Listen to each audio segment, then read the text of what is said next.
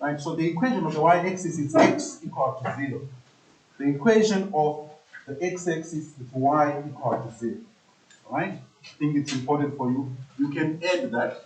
So let me just add it here. So x is equal to 0. That's the equation of the y-axis.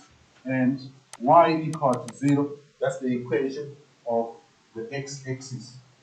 Okay? So if you didn't know that the x-axis and the y-axis have got equations, they do. Right? So the domain. Now, when you write the domain, you don't include the value of x at the vertical asymptote, okay? Because the two curves will never touch the y-axis. Therefore, x cannot be equal to 0, okay? In grade 10, x cannot be equal to 0. Now, next year, things will change because of horizontal shift. So, our domain will be x is an element of real numbers, but x is not equal to 0. Okay? X can never be 0. So if you write the domain of a hyperbola, you forget to write x is not equal to 0, it means your answer is not correct. Okay? Because that x is not equal to 0 is extremely important. Okay, it caters for the vertical asymptote. Right? Then the range. So let me write it here.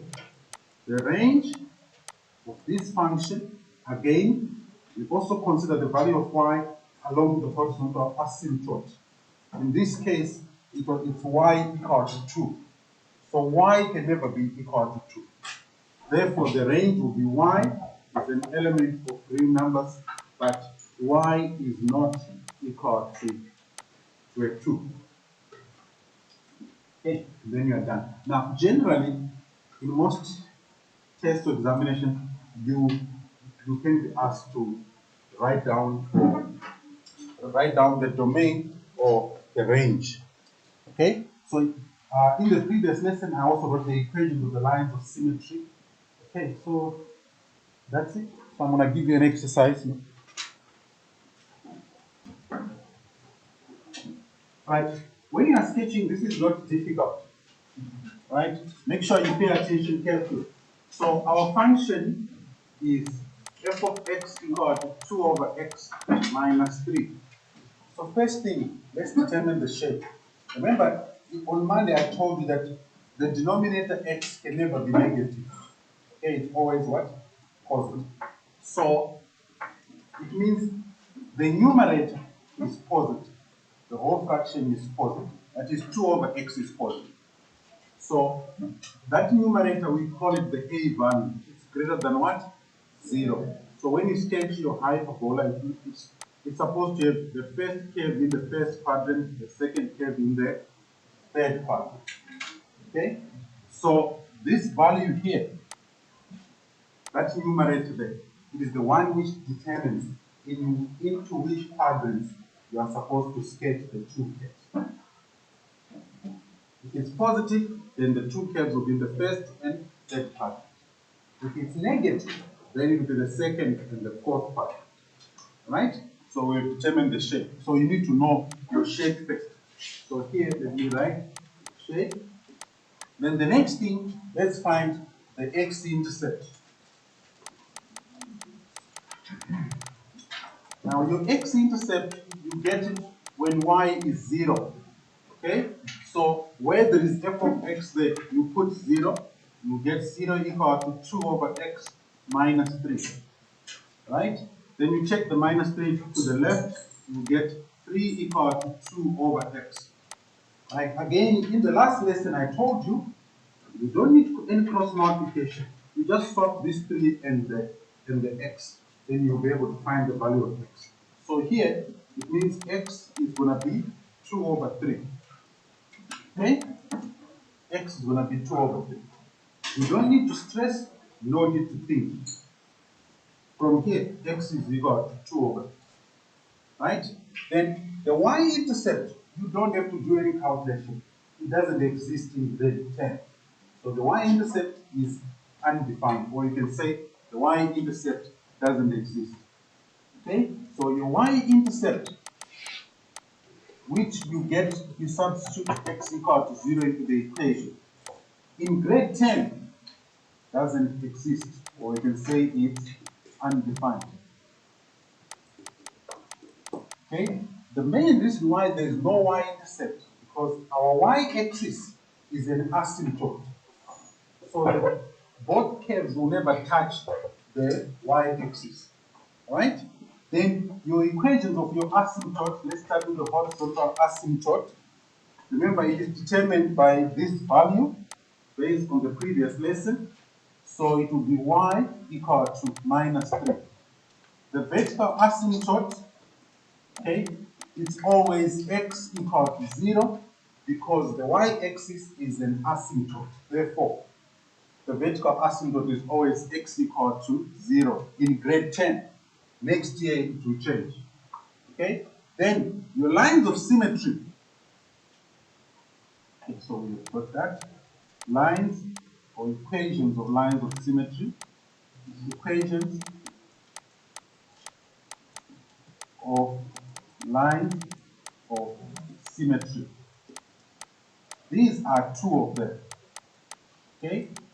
And the first one is y equal to x plus q.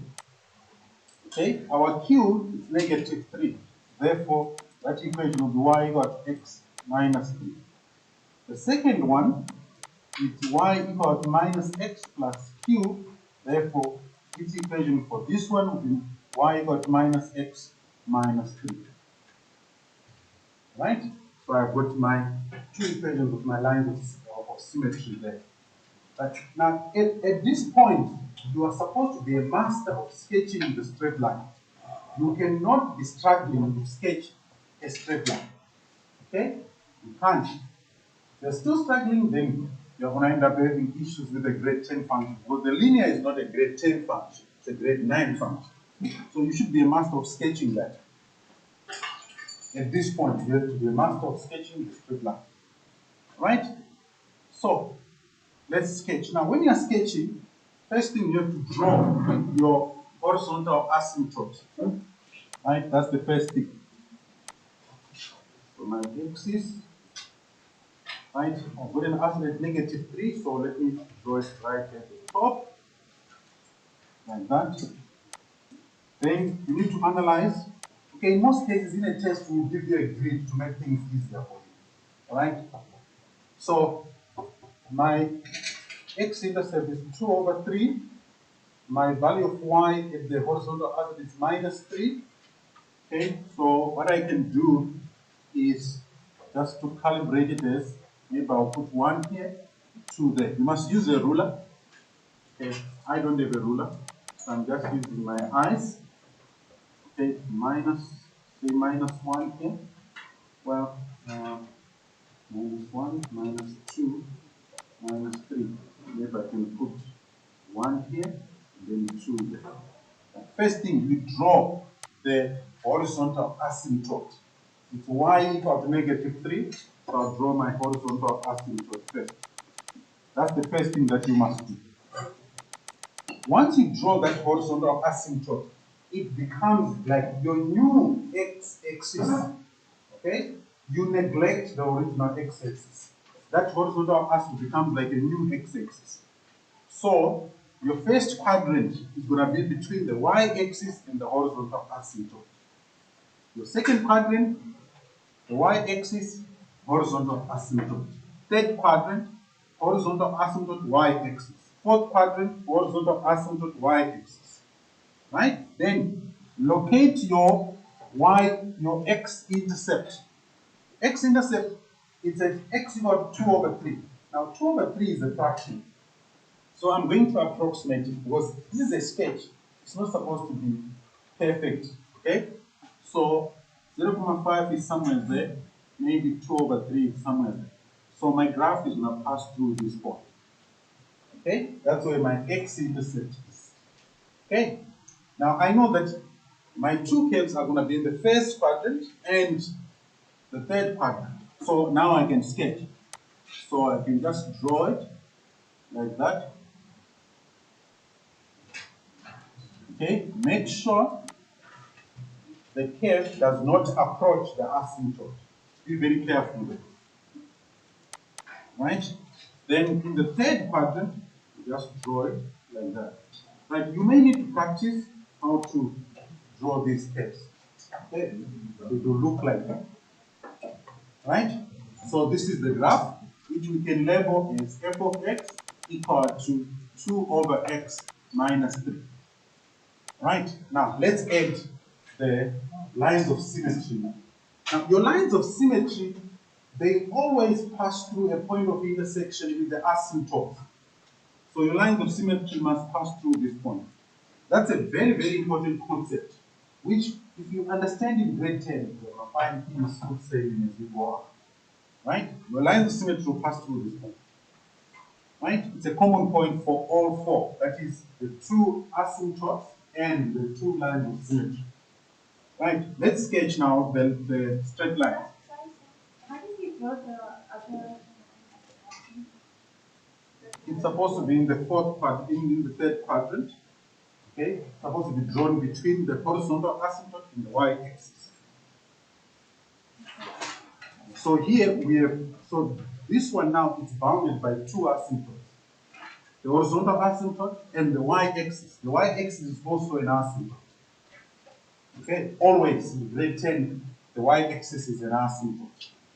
Okay, you can never draw a graph in grade 10 for a hyperbola and then any one of the two curves touches the y-axis. If you do that, I'm not your math teacher. All right, okay, so it's supposed to look like this.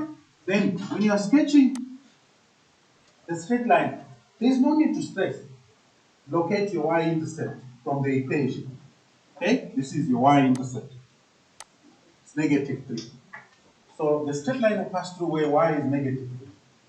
Then determine the x-intercept. Substitute y equal to 0 here. You can do that mentally. Okay?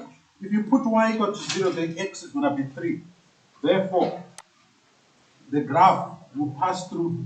Okay, see now my scale.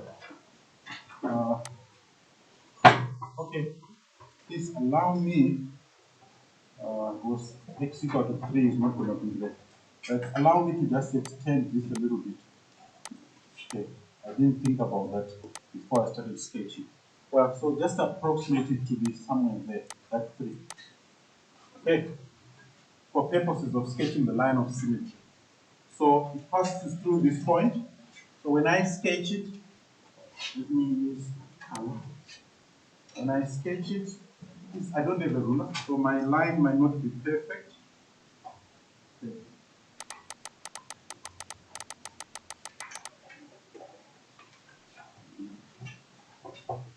You have got a ruler. Okay, avoid unless drawing a very untidy diagram. Just allow me to use my, let me draw it using this one. Avoid mixing things up. Alright, so let me draw it.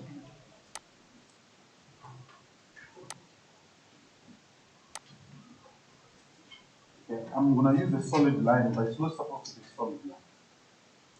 Okay, so that's the line of symmetry with a positive gradient. Right, the one with a negative gradient, again, we have got the same y-intercept, negative 3. Get your x-intercept, put y equal to 0, x will be equal to negative 3. Right? You see, this is the reason why I don't understand why someone struggles to sketch a straight line, because it's so easy. Right? Then,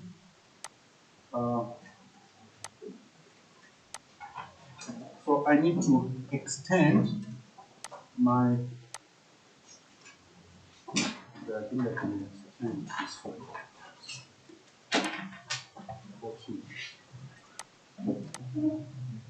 Okay, allow me to extend it like that, so that I can add 3 there. Okay. So that I can put a 3 negative 3 there. Then, when I sketch, it goes that way. So,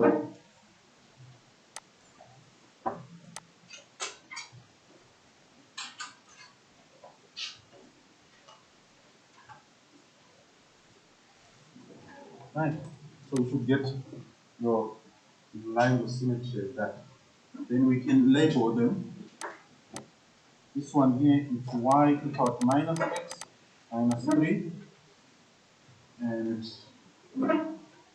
that one is y equal to x minus 3.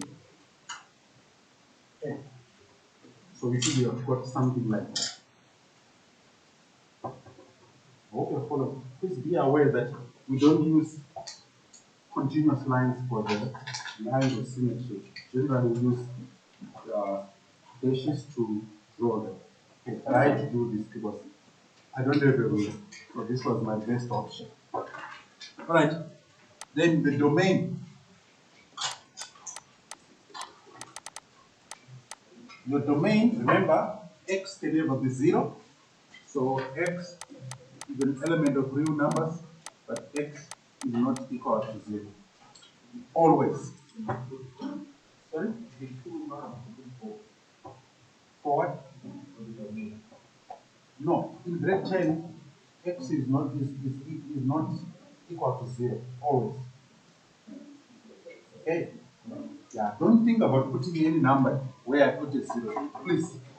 Must be just like x real numbers or must be like 4? Okay, you have to write, okay, Caleb, you know what x is an element of real number really means?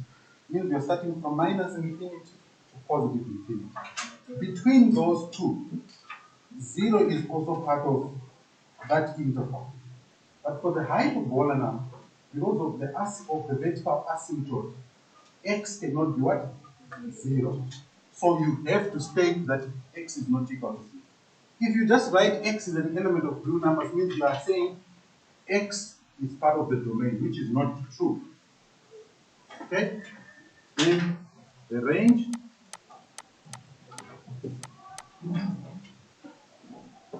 So your range is going to be y is an element of real numbers, but y cannot be equal to the value of y at the horizontal asymptote, which in this case is negative what? 3. So y cannot be equal to negative 3. The following then. Again, what this means, y is an element of real numbers, means they're starting from minus infinity to positive infinity. But y cannot be negative 3 because there is an asymptote. Okay. All right. I think we'll